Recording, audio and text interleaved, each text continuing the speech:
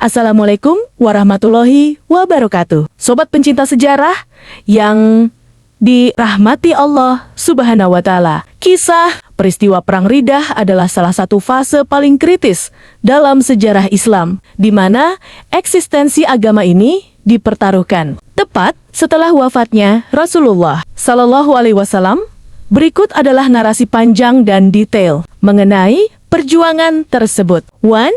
Jazirah Arab diambang kehancuran. Sesaat setelah Rasulullah Sallallahu Alaihi Wasallam wafat, stabilitas di Jazirah Arab runtuh. Banyak suku yang baru memeluk Islam merasa ikatan politik mereka dengan Madinah telah berakhir. Fenomena ini disebut riddah, kemurtadan. Namun, spektrumnya luas. Ada yang benar-benar kembali menyembah berhala, ada yang mengikuti nabi palsu, dan ada yang tetap salat namun menolak membayar zakat karena menganggapnya sebagai pajak yang hanya berlaku saat Nabi masih hidup. Khalifah Abu Bakar Asy-Syiddiq berada dalam posisi sulit. Para sahabat senior, termasuk Umar bin Khattab, menyarankan agar Abu Bakar bersikap lunak kepada mereka yang hanya menolak zakat agar kekuatan Muslim tidak terpecah. Namun, Abu Bakar dengan tegas berkata, "Demi Allah, jika mereka menolak membayarkan seekor anak kambing yang biasa mereka serahkan kepada Rasulullah, niscaya aku akan memerangi mereka." Mobilisasi 11 panji perang. Langkah pertama, Abu Bakar bukan menyerang pemberontak, melainkan tetap memberangkatkan pasukan Usamah bin Zaid ke perbatasan Romawi sesuai wasiat Nabi. Meskipun Madinah sedang terancam, setelah pasukan Usamah kembali, Abu Bakar membagi tentara Muslim menjadi 11 korps atau divisi untuk memadamkan pemberontakan di berbagai wilayah. Khalid bin Walid menghadapi Tulaihah bin Khuwailid dan Musailamah Al-Kadzab. Ikrimah bin Abi Jahl menuju Oman dan Yaman. Muhajir bin Abi Umayyah menuju Yaman melawan Al-Aswad Al-Ansi, serta panglima lainnya seperti Amr bin Ash dan Syurahbil bin Hasanah.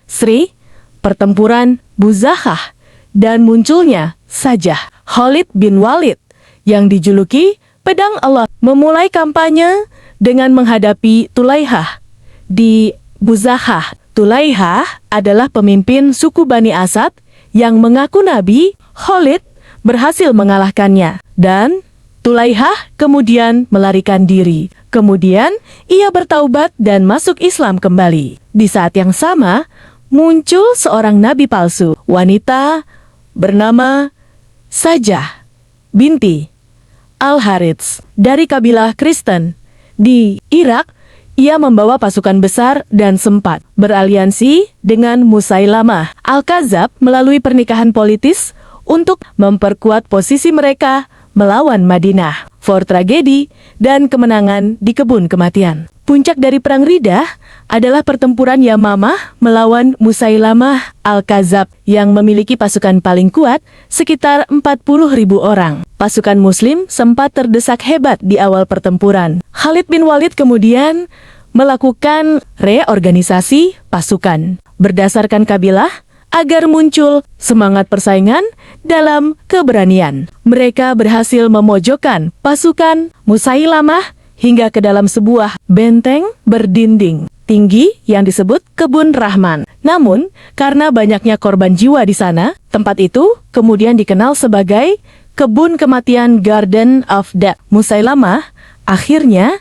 tewas di tangan Wahsy bin Harb, orang yang sama yang membunuh Hamzah paman Nabi saat masih kafir. Kemenangan ini mengakhiri ancaman terbesar terhadap Islam saat itu. 5. Dampak kodifikasi Al-Quran. Meskipun menang, umat Islam berduka karena sekitar 70 hingga 450 penghafal Al-Quran hufaz gugur dalam pertempuran Yamamah. Hal inilah yang mendorong Umar bin Khattab mendesak Abu Bakar agar segera mengumpulkan catatan Al-Quran dalam satu mushaf, karena khawatir wahyu Allah akan hilang seiring wafatnya para penghafal. Sumber rujukan rincian sejarah Republika. Peran Khalid bin Walid dalam Perang Riddah. Britannica Sejarah lengkap The Wars of Apostasy. Kompas mengenal sosok Abu Bakar dan Perang Riddah.